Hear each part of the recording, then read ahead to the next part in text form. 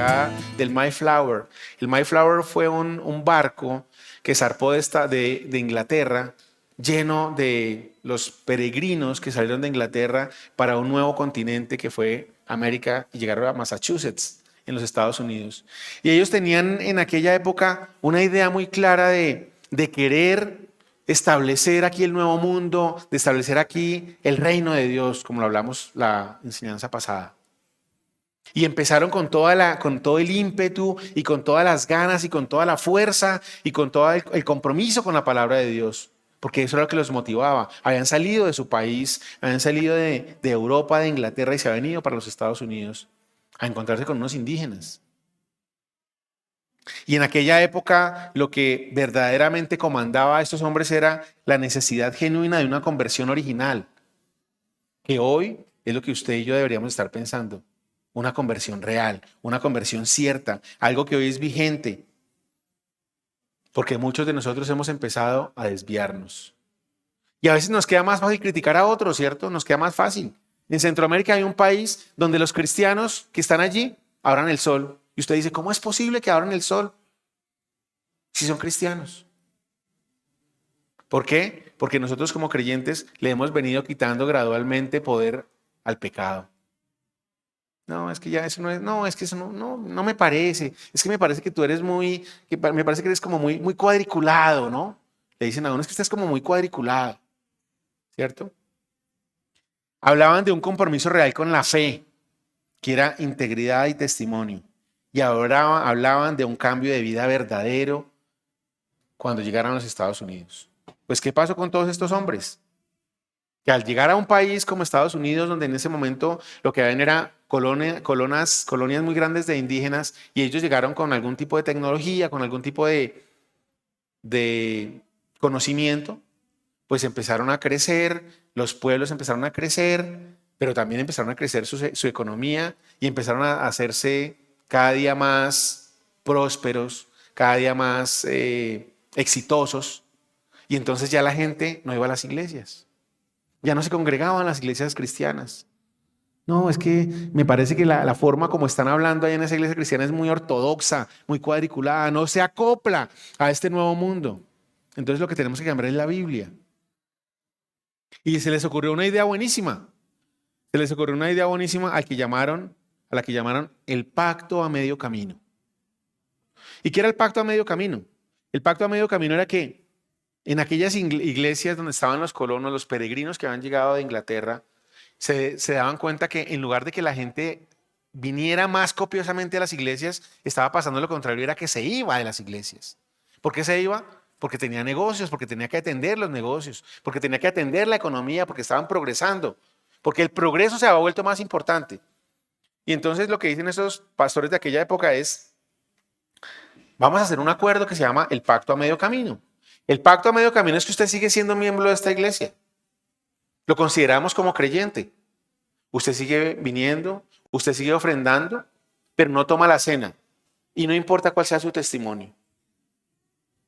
No importa cuál sea su testimonio. Y lo llamaron el pacto a medio camino. The commitment at the halfway. El pacto a medio camino.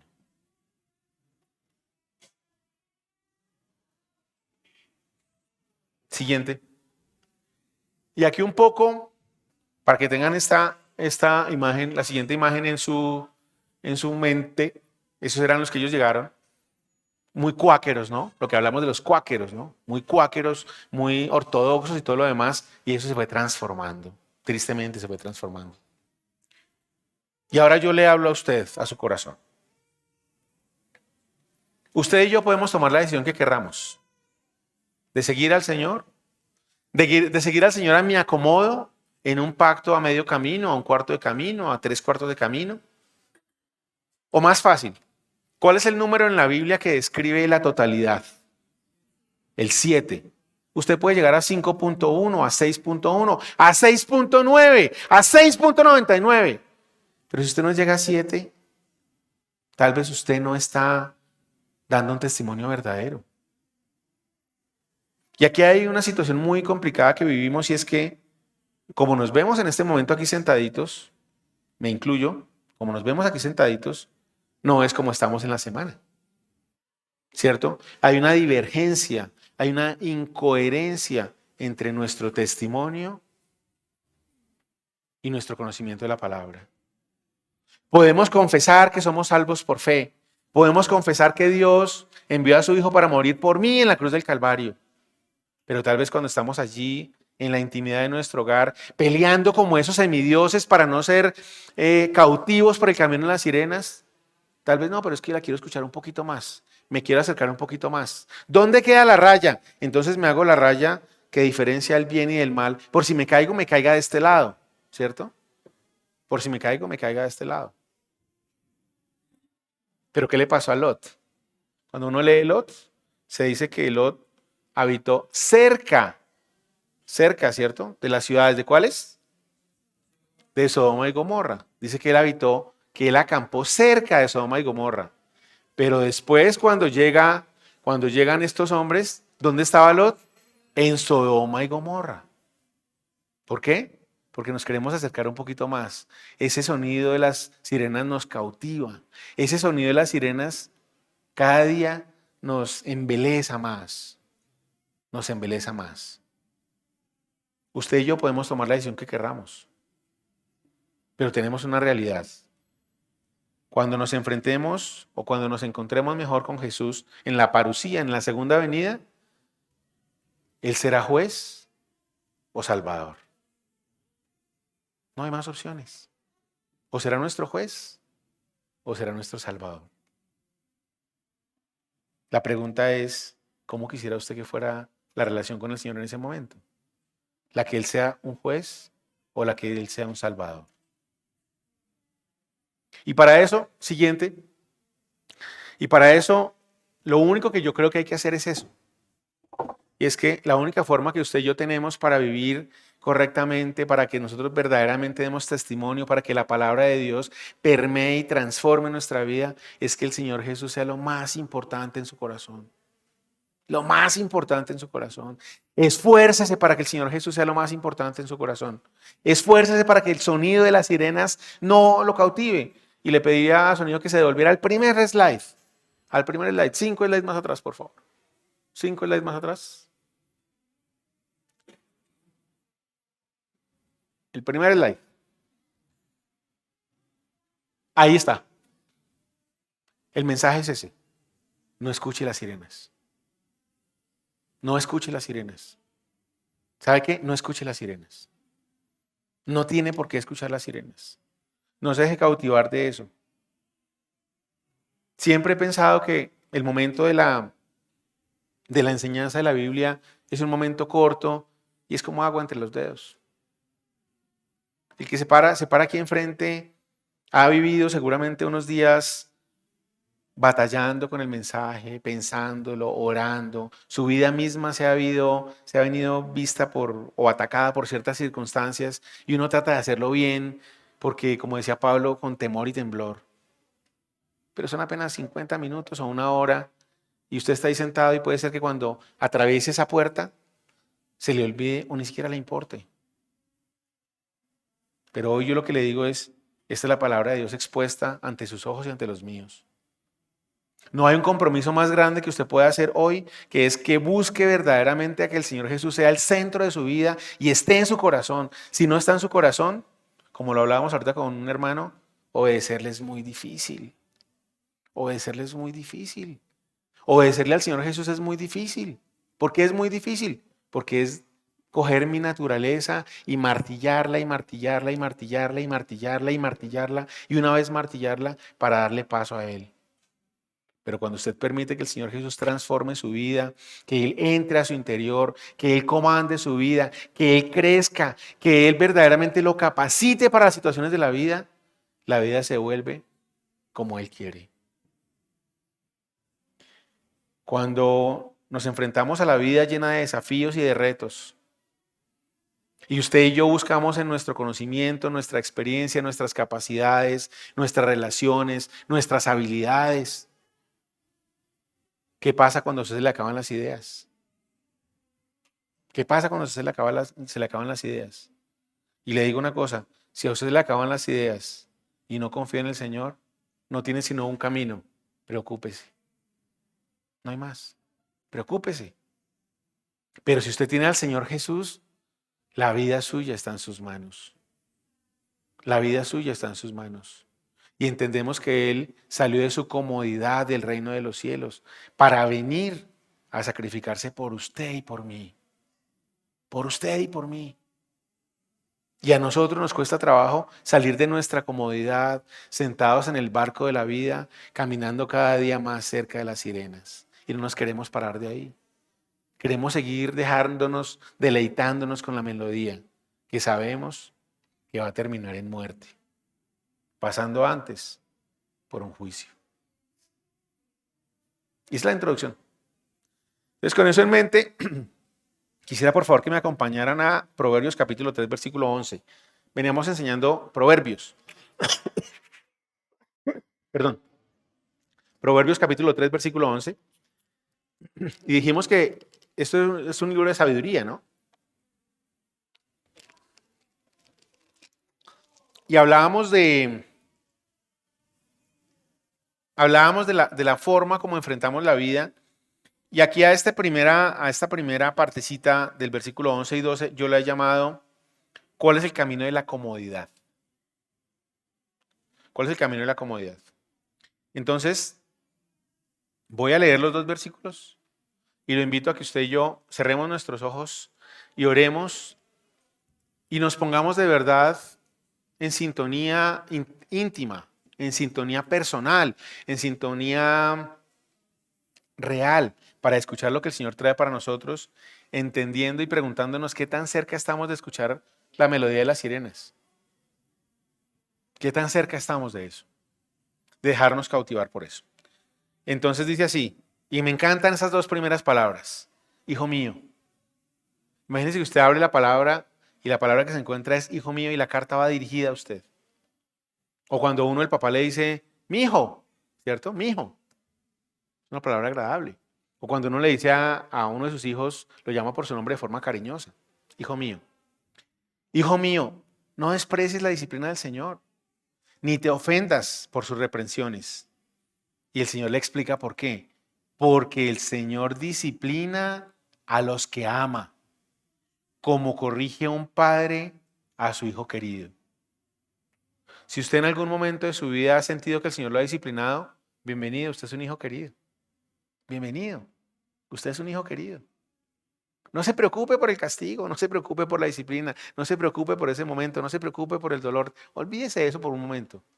Lo que le digo es, usted es un hijo querido. ¿Puede haber algo más valioso que Dios le diga, tú eres mi hijo querido? Le invito a que cerremos los ojos un momento para que oremos. Nuestro querido Padre Celestial, Señor, hoy venimos delante tuyo, papá. Venimos delante tuyo, Señor, para pedirte que nos hables, pero también para pedirte, Señor, que te podamos escuchar. Que podamos, Señor, de verdad colocar en el centro de nuestra vida, en nuestro corazón, nuestro amor por ti, Señor, por Jesús de Nazaret, que se sacrificó por nosotros para darnos vida eterna.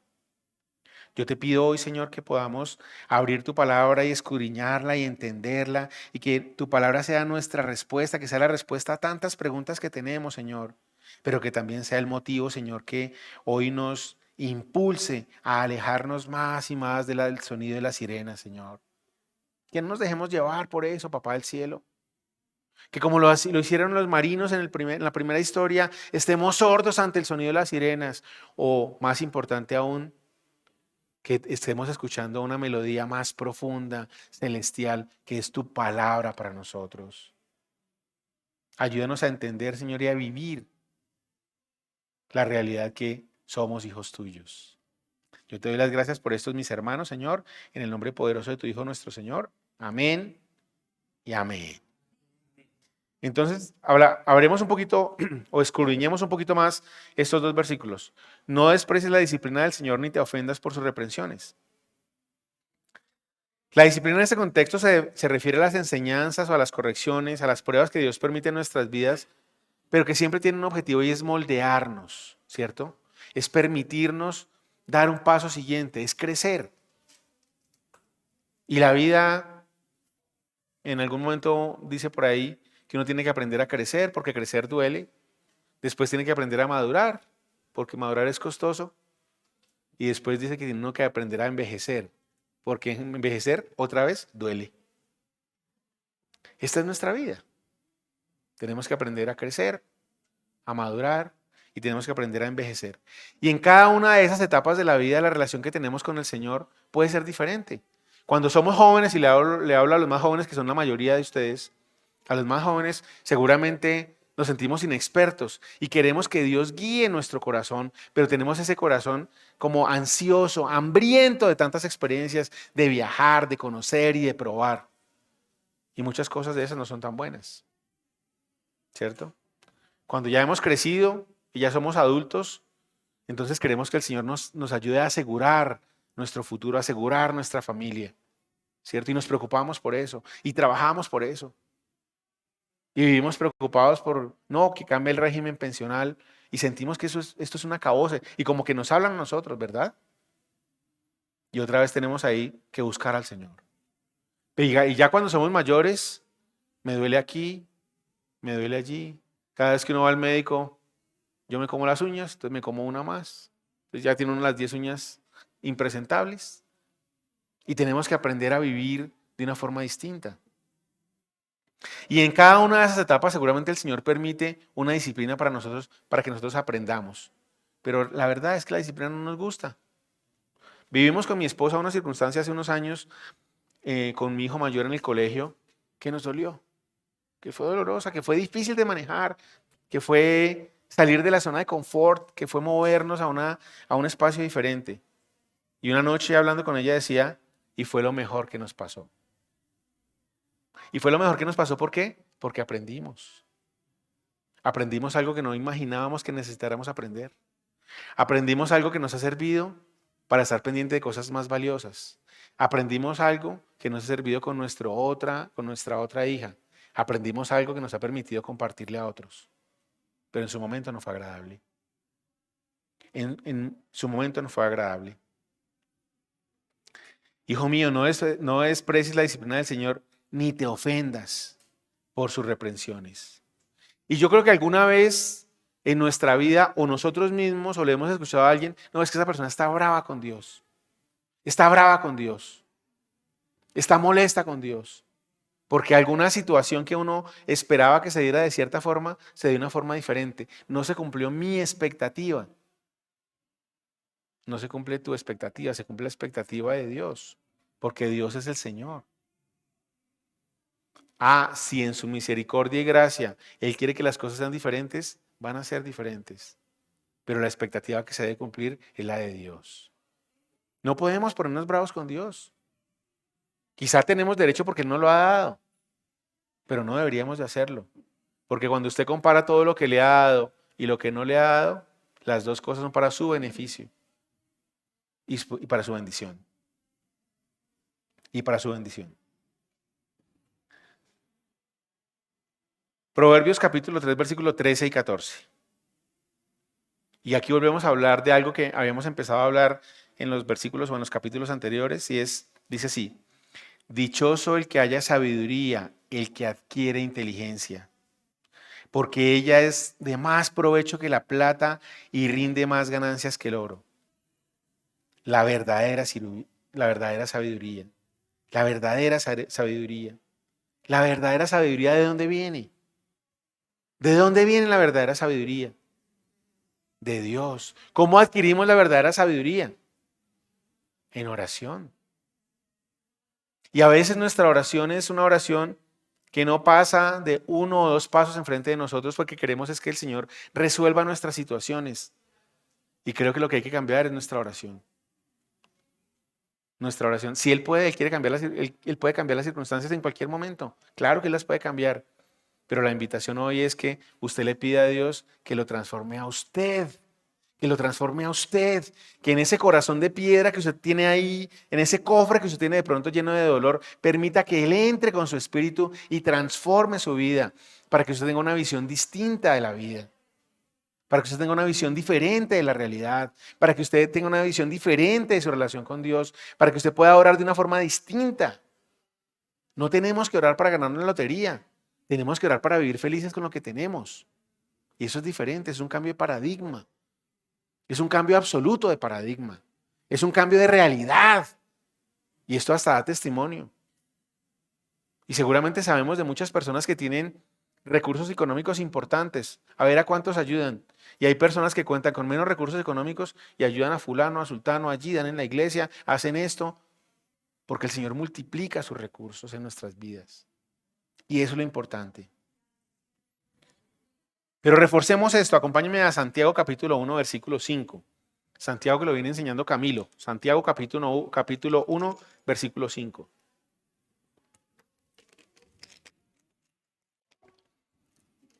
Y lo primero que me parece de este versículo de Santiago es que Santiago es muy noble en su escritura.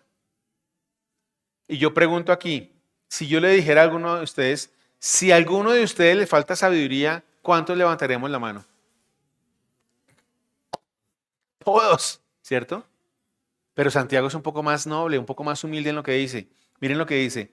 Si a alguno de ustedes, creyentes, si a alguno de ustedes le falta sabiduría, pídasela a Dios y Él se la dará. Pues Dios da a todos generosamente sin menospreciar a nadie. A nadie. A nadie. ¿Cierto? Alguien decía de los reformadores sociales, decía, oiga, si Dios nos ve a todos iguales, pues nosotros debemos vernos entre todos iguales. Si Dios nos ve a todos iguales, y aquí dice claramente que da a todos generosamente, pues todos deberíamos de vernos iguales. ¿Cierto? Esa es la realidad. ¿Cómo está su oración? ¿Cómo está hoy su relación con Dios? ¿Cómo es su oración hoy?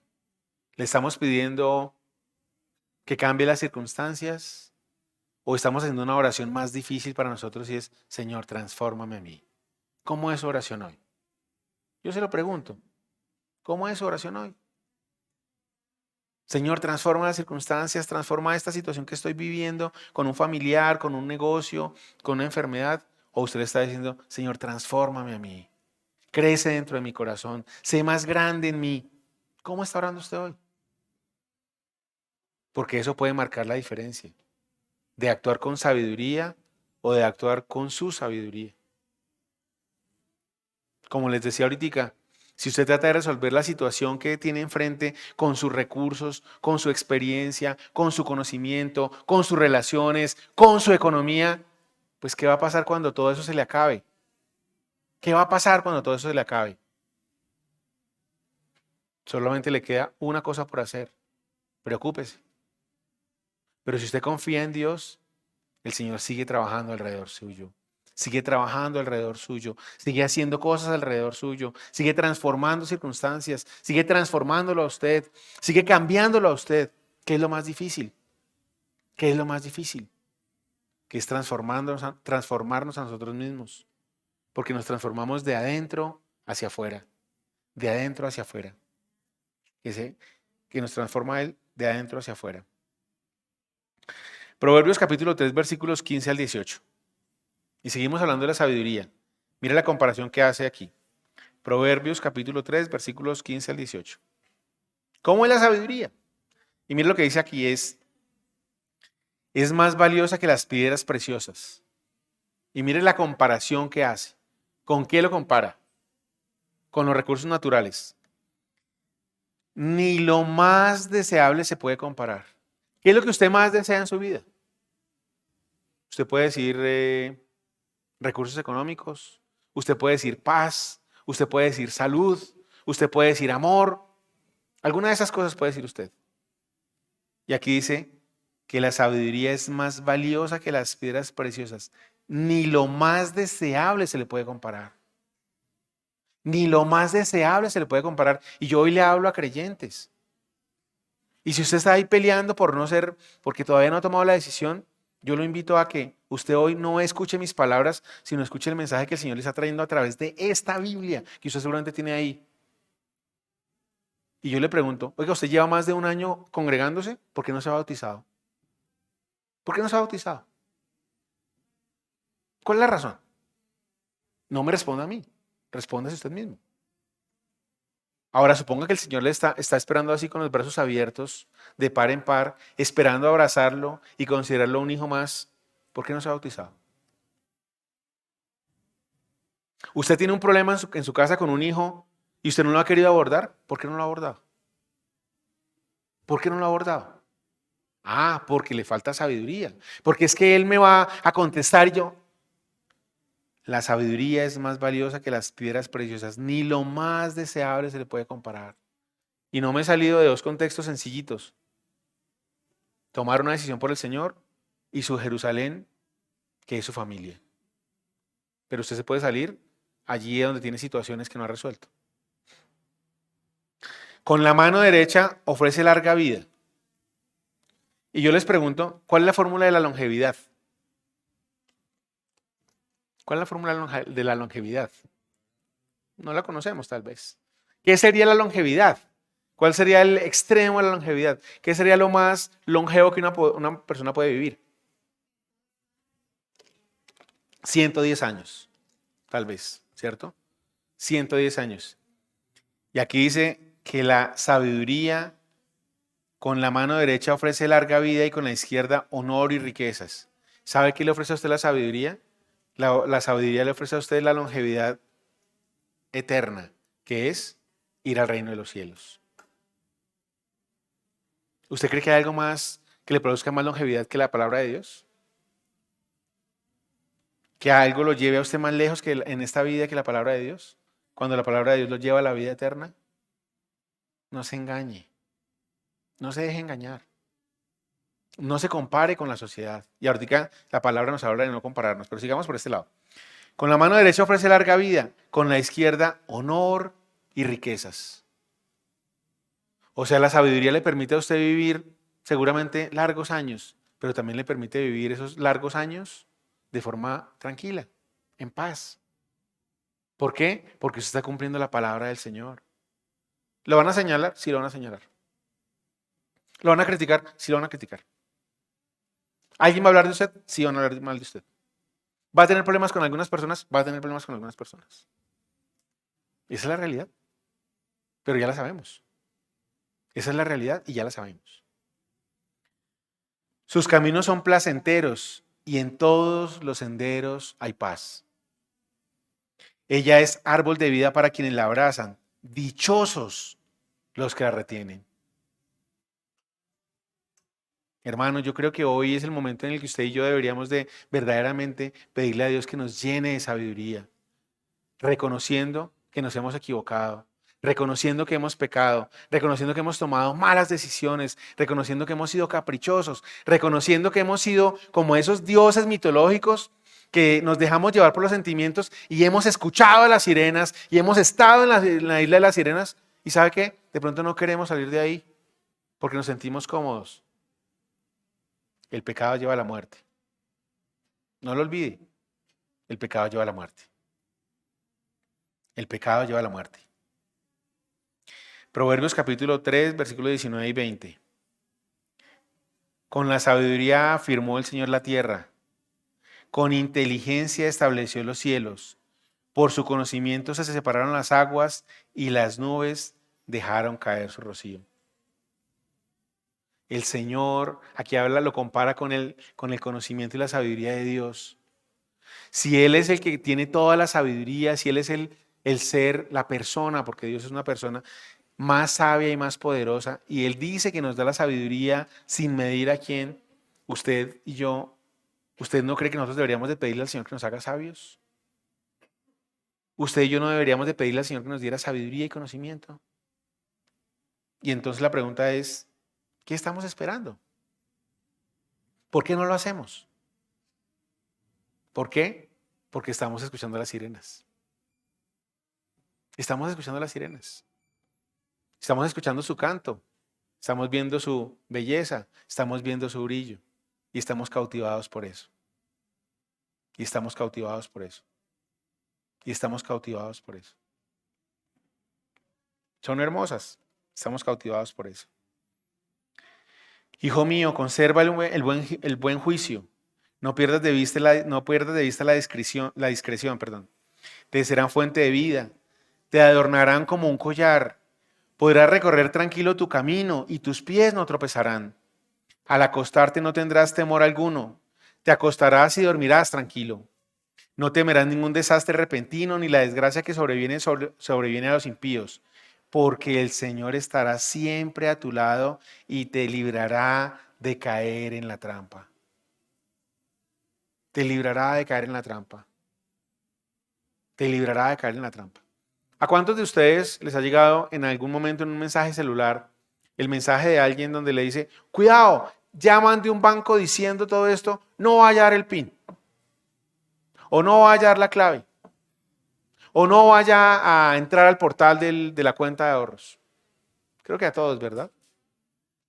Todo el tiempo. Un senador, Juan Carlos Wills, logró que le aprobaran un decreto en el cual los bancos no le pueden a uno llamar los fines de semana. Hay gente que está en este momento preparándose para hacer trampas. Y muchas veces caemos. Y mucha gente cae. Porque si eso no fuera lucrativo, no lo estarían haciendo. ¿Cierto? No lo estarían haciendo. Eso es lucrativo. Es lucrativo. Uno dice, no, pero a mí que me van a robar el celular si lo tengo bloqueado. Tengo la clave y se lo roban. ¿Usted cree que si no fuera lucrativo no se lo robaban? Usted no sabe cómo abrirlo sin su clave. Yo tampoco. Ellos sí. Esa es la diferencia. Ellos sí. Y entonces la pregunta es, en medio de tantas circunstancias que hay en la vida cotidiana, en esta época posmoderna en la que vivimos, ¿cómo le llega a usted este mensaje de porque el Señor estará siempre a tu lado y te librará de caer en la trampa? Te librará de caer en la trampa. En el versículo 21 dice, conserva el buen juicio, no pierdas de vista la discreción. Y ese buen juicio, digamos que tiene varias palabras, tiene varios sinónimos: buen juicio, guardar la ley o tener sentido común. Y la discreción tiene que ver con el consejo y el discernimiento. Sentido común, el discernimiento. ¿Sí? Discernir, ver más allá de lo evidente, ver cosas que uno a veces no logra entender. Y yo creo que si usted se preocupa verdaderamente por conservar el buen juicio y no perder de vista la discreción, para lo cual usted debe tener una relación continua y constante con el Señor, usted no tiene tiempo de ponerle cuidado a las demás cosas. No tiene tiempo de ponerle cuidado a las demás cosas.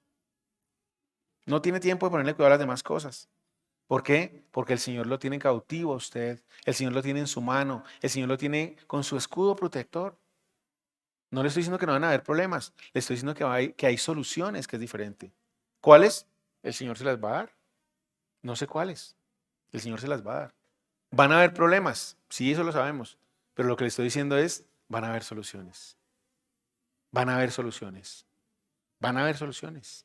Confíe en eso, van a haber soluciones. ¿Qué es lo que le recomiendo hoy? Pida sabiduría. Pida sabiduría. Pida sabiduría. La sabiduría se consigue de forma esforzada, no es de forma fácil.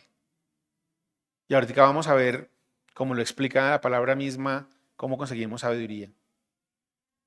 No vayamos tras la vanidad. No vayamos tras la vanidad. No vayamos tras la vanidad, no es necesario. No hace falta. Por ahí vi hace poco un comparativo de una señorita española, me parece que es, y hace una comparación de una sola canción de hace 20 años con una canción vulgar de hoy en día, y uno dice, ¿cómo es posible esto? Yo nunca lo había escuchado. ¿Cómo es posible? No pierda el tiempo en las cosas vanidosas, no se desgaste en eso. Eso se va a acabar, eso se va a acabar. Nuestra vida va a funcionar mejor no porque usted y yo tengamos las supercapacidades, sino porque Dios está con nosotros. Porque Dios está a nuestro lado, porque Dios nos guía, porque Dios nos cuida, porque Dios nos protege si usted lo permite. Pero si usted es el Dios de su reino, Él no va a entrar a la fuerza. Él no va a entrar a la fuerza. Y esa es la relación que tenemos con Él. Mira lo que dice versículos 27 al 29. No niegues el bien a quienes lo necesitan. Bueno, ya habla de mi relación con los otros, ¿no? Sabiduría viene del cielo. Y esa sabiduría se refleja en mi relación con los otros. No niegues el bien a quienes lo necesitan. Si en tu mano está hacerlo. Si puedo ayudar, lo hago, ayudo. Nunca digas a tu prójimo, vuelve más tarde y te ayudaré mañana, si hoy tienes con qué ayudarlo. No planees el mal contra tu prójimo, el que ha puesto en ti su confianza. Y aquí hay dos temas importantes, y es, nosotros ayudamos a las personas porque es justo, ¿cierto? Porque hay cosas que son justas y hay que hacerlo, o por caridad, o por caridad. Pero aquí cuando a usted le piden una ayuda, si usted tiene la oportunidad de ayudar a alguien, ayúdelo, hágalo. Hágalo con cuidado, eso sí, yo lo recomiendo siempre. Si usted va a ayudar, hágalo con cuidado. Hágalo con cuidado. Y para mí ayudar con cuidado es que yo no asuma la responsabilidad de la persona a la que estoy ayudando, porque eso es una cosa diferente. Eso no es ayudar. Eso no es ayudar. Perdóneme, eso no es ayudar. Cuando yo asumo la responsabilidad del que tiene que asumir al que estoy ayudando, eso no es ayudar, eso ya es otra cosa. Eso es quitarle la responsabilidad a él. Eso es quitarle la responsabilidad a él. Debemos ayudar sin dilaciones y sin excusas.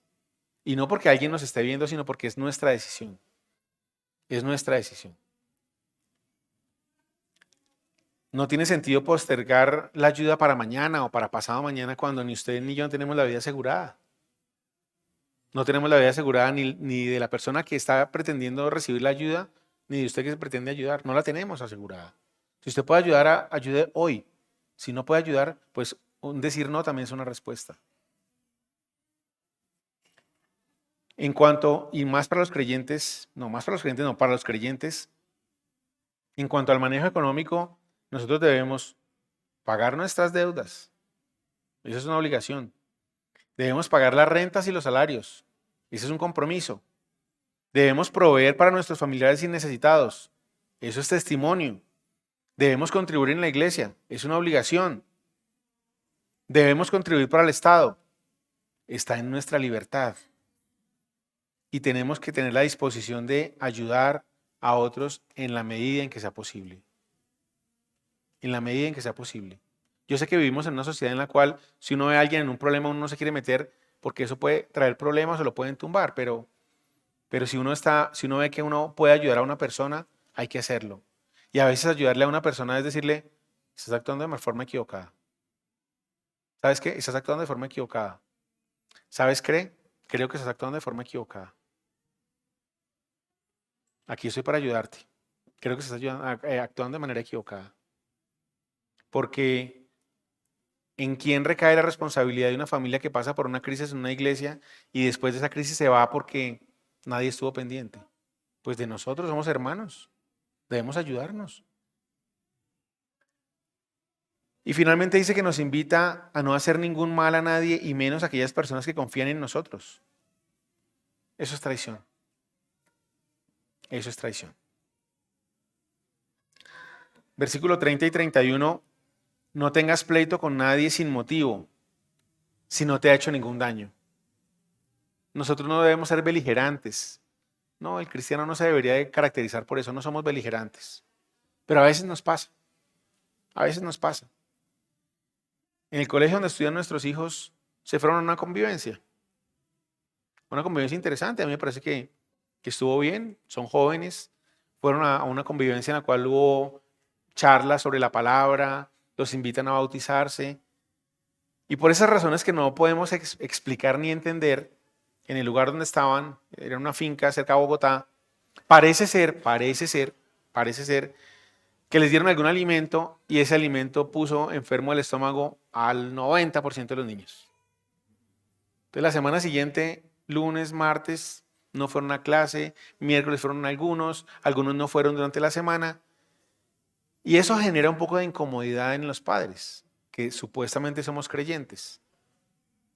Claro, porque, oiga, mi hijo estuvo enfermo, me tocó llevarlo al hospital, unos tuvieron que estar hospitalizados unos días, enfermos del estómago, con medicamentos, con dieta especial y todo lo demás. Y uno dice, bueno, sí, fue un acto desafortunado. Samuel estuvo enfermo también. Pero cuando ustedes ven el chat de los papás, ustedes dicen, uy, Esto como que no es del colegio, esto debe ser por allá de otro barrio, en otra ciudad. Unos papás buscando sangre, más o menos. No, es que tienen que responder hasta las últimas consecuencias. ¿Qué es esto? Cuando nos tocan lo más querido para nosotros, cuando nos tocan algo que es así sensible, cuando nos tocan esa cuerda profunda que nos genera ese dolor y esa preocupación, nuestra reacción es diferente. Nuestra reacción se vuelve casi instintiva y actuamos como animales protegiendo a nuestra presa. Después de una situación de esas, pues tienen que tomar medidas, por supuesto, pero creo que buscar un culpable y tratar de ponerlo en la palestra pública, eso no mejora en nada el problema, aunque al orgullo lo hace sentirse grande. Y creo que es lo que está pasando en algunos de los padres. En algunos de los padres. Y yo cometí un error. Una señora escribió algo y yo le escribí, obvio. 20 segundos después me mandó por el interno un mensaje. Yo, uy, Dios mío. En fin. Proverbios capítulo 3, versículo 31. Y esta parte me parece absolutamente hermosa y se la dedico, así como me la dedico yo a mí. Proverbios capítulo 3, versículo 31. No envidies a los violentos, ni optes por andar en sus caminos, porque el Señor aborrece al perverso, pero al íntegro le brinda su amistad. ¿En algún momento usted ha sentido rabia porque a ese que es malo le va bien? No levanten la mano. Lo hemos sentido. Pero ¿cómo es posible que le vaya bien si Apocalipsis? ¿Cierto? Y uno quiere darle Biblia, pero no así, sino así. Y ojalá que sea de pasta dura. ¿Cierto? No envidies a los violentos ni optes por andar en sus caminos, porque usted y yo somos diferentes. Usted y yo tenemos una bendición distinta. Y lo que pasa es que usted no la ha visto, no la quiere ver, no la ha valorado, se le olvidó. No, no envidies a los violentos. No tienes por qué estarte comparando con ellos. ¿Qué comparación tiene una perla con una piedra? Salmo capítulo 73, versículo 1 al 3. Lo invito a que lo busquemos. Salmo capítulo 73, versículos 1 al 3.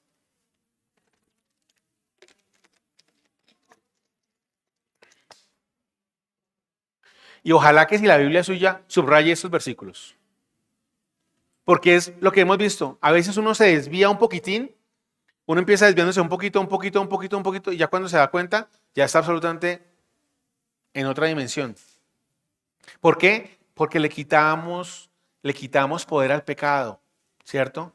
Embellecemos el pecado, ¿cierto? ¿Cómo se dice? Romantizamos el pecado. Ay, no, pobrecito, es que él es inexperto, él no, sí, él se emborracha cada 8 días, pero no, es que él es joven. Hablando del hijo, no, él es joven y apenas tiene 28 años. Él va a aprender y cada 8 días se emborracha.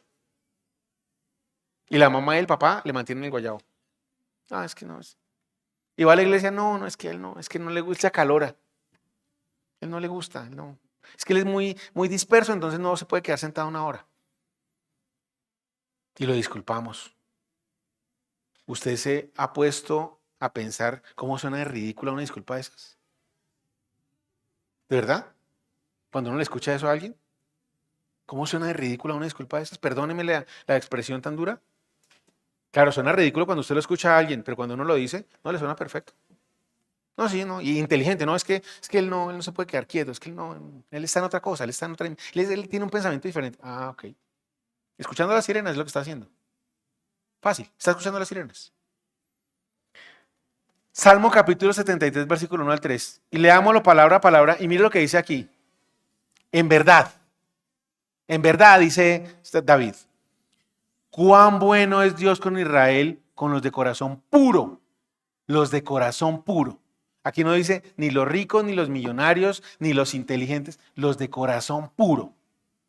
Yo estuve a punto de caer, poco me faltó para que resbalara.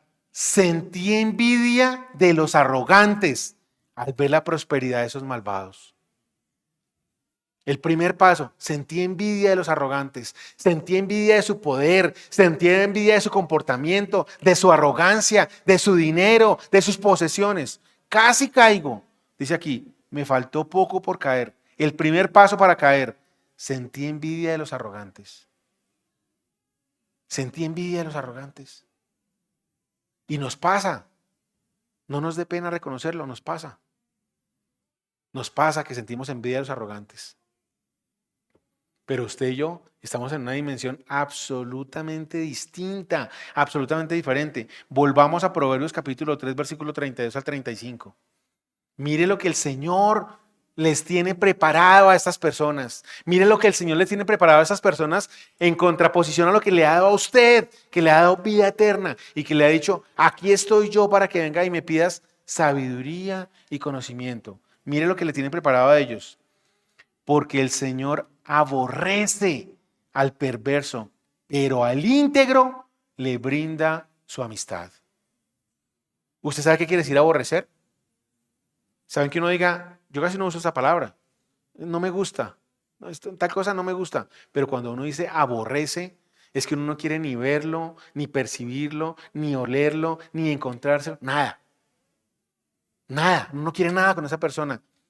El Señor aborrece al perverso, pero al íntegro le brinda su amistad. ¿Cuál es el íntegro? El que tiene un comportamiento cuando está en público o cuando está en privado igual. Eso es el íntegro. La maldición, otra palabra durísima, la maldición del Señor cae sobre la casa del malvado. Imagínense que el malvado, el arrogante, el prepotente, no vive en una casa, vive en un palacio. Supongamos que vive en un palacio. Supongamos que vive en un palacio. La maldición del Señor cae sobre el palacio del malvado. Su bendición sobre el hogar de los justos. Y el hogar, en inglés hay una diferencia, en español también, entre casa y hogar. Entre casa y hogar. Casa es el lugar físico.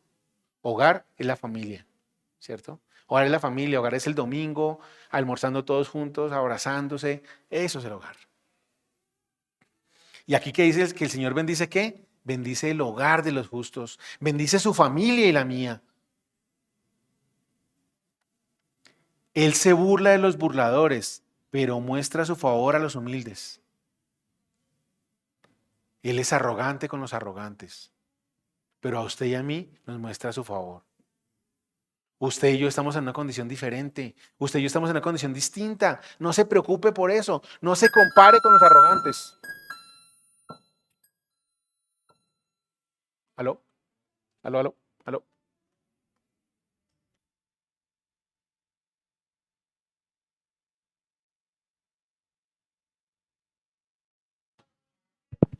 Bueno, muy bien. Bueno, eso sirve para ponerle énfasis a lo que estábamos diciendo. No te compare con los arrogantes. Usted no tiene por qué compararse con los arrogantes. No tiene nada que ver con esa persona. ¿Por qué? Porque a usted y a mí nos esperan son bendiciones diferentes si somos íntegros y si le pedimos al Señor su bendición. Los sabios son dignos de honra, pero los necios solo merecen el ridículo y la deshonra. ¿Usted qué quiere ser? ¿Usted y yo qué queremos ser? ¿Qué queremos ser? Y ya para terminar, acompáñenme a Juan capítulo 15, versículo 15. Juan capítulo 15, versículo 15. Y que esta palabra entienda que es para usted. Esta palabra es para usted. Esta palabra es para usted. Dígale a su vecino, ¿sabe qué? Esta palabra es para usted. Ya no los llamo siervos, porque el siervo no está al tanto de lo que hace su amo. Los he llamado amigos, porque todo lo que a mi Padre le oí decir, se lo he dado a conocer a ustedes. No se compare, tranquilo, no se preocupe. No se preocupe, yo le pido hoy que usted le dé un valor verdadero a la inteligencia y a la sabiduría. ¿De qué sirve vivir en un castillo si, como lo dice el Señor, es un castillo maldito? ¿De qué sirve vivir en un palacio si es un palacio maldito? ¿De qué sirve? Pero para que todas estas bendiciones se hagan realidad en nuestra vida, usted y yo tenemos que ser valientes, tenemos que dar el primer paso y es tener una verdadera relación con el Señor. De lo contrario, esto no tiene ningún sentido. Esto no tiene ningún sentido. Les voy a leer algo que no les voy a dar, no les voy a decir dónde está porque quiero que me escuchen. Porque quiero que usted y yo hoy valoremos y validemos lo que significa la sabiduría y el conocimiento. Para que usted y yo hoy entendamos que tal vez tenemos que cambiar nuestra oración. Tal vez tenemos que comprometernos. Si usted tiene algo que no ha resuelto ahí, pídale al Señor que lo capacite para resolverlo. Si usted no ha tomado la decisión por bautizarse, ¿sabe qué? Solamente tengo una frase para decirle. Está perdiendo el tiempo. Está perdiendo el tiempo.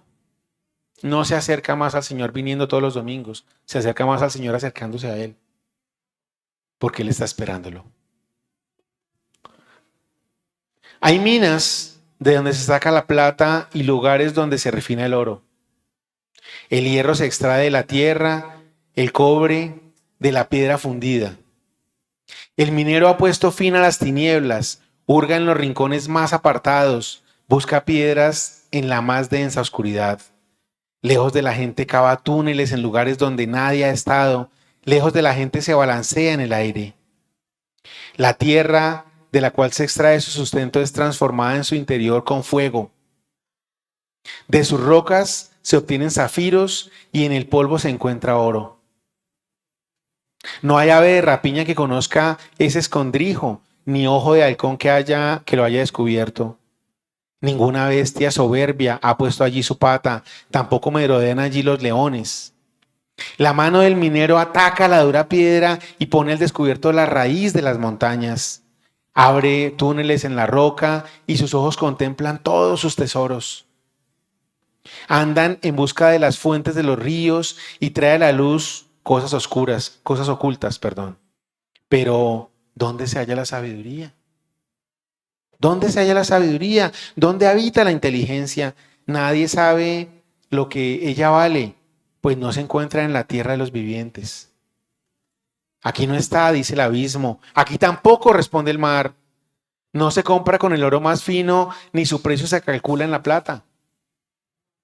No se compra con el oro refinado, ni con precioso ónice, ni zafiros. Ni el oro ni el cristal se comparan con ella. Tampoco se cambia por áureas joyas. ¿Para qué mencionar el coral y el jaspe? La sabiduría vale más que los rubíes.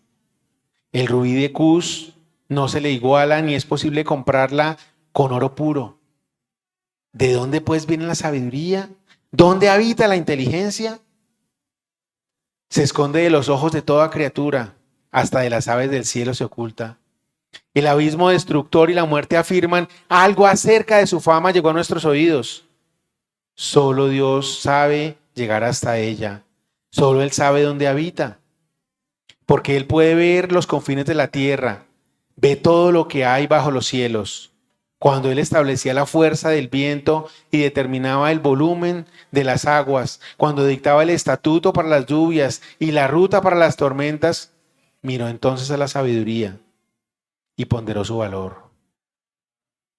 La puso a prueba y la confirmó y dijo a los mortales: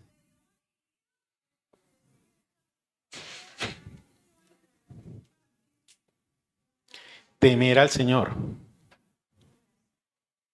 eso es sabiduría. Apartarse del mal, eso es inteligencia. Nuestro querido Padre Celestial, Señor, yo quiero darte las gracias hoy, papá. Quiero darte las gracias hoy por la oportunidad que tú me permites, Señor, de abrir mi corazón, Dios mío, Señor, y mostrar lo que tú me has enseñado allí en la intimidad, Señor, a través de circunstancias que no te niego que me han dolido. Pero que se cumpla tu palabra y no la mía, Señor. Que se haga en mí según tu voluntad, que se haga en mí, Señor, según lo que tú esperas para nosotros, Señor, y para mí particularmente. Yo te pido hoy que me transformes, Señor, que me prepares, que me capacites, que crezcas en mí, Señor, que mi corazón se aleje, Dios mío, Señor, de escuchar las sirenas, que yo pueda escucharte verdaderamente a ti, Señor, Que lo importante sea justamente eso, escucharte a ti, Señor, y vivir de acuerdo a lo que tú tienes para mí, Señor. Que yo me goce en obedecerte y en servirte, que yo me goce en seguirte, que yo me goce en amarte, que yo me goce, Dios mío, Señor, en que mi vida se transforme, porque tú así lo quieres, Señor. Yo pongo las circunstancias de nuestras vidas, de la de estos mis hermanos y mi vida, Señor, en tus manos. Y te pido que tú crezcas dentro de nosotros, Señor. Que tu Espíritu, Señor, nos redarguya, que tú nos hagas hombres valientes, Dios mío, Señor, no solo para enfrentar la batalla, sino para decir que somos creyentes y para que en nuestra vida se cumpla lo que dice tu palabra santa, Dios mío, Señor. Temer al Señor, eso es sabiduría. Apartarse del mal, eso es inteligencia. Por favor, Señor, acompáñanos, ilumínanos y guíenos. Tómanos en tus brazos, Señor, y permítenos vivir, Señor, tomándonos de tu mano cada mañana. Yo te pido esto, Señor, en el nombre poderoso de tu Hijo, nuestro Señor, nuestro querido Jesús de Nazaret, quien salió de la comodidad de estar en el cielo para venir a sacrificar toda su sangre y a enseñarnos de ti, Señor, porque nos ama. Por favor, permítenos, Señor, entender que ese es el modelo de vida de Dios Padre. Te damos las gracias, Señor, en el nombre poderoso de tu Hijo, nuestro Señor. Amén y amén. Pediría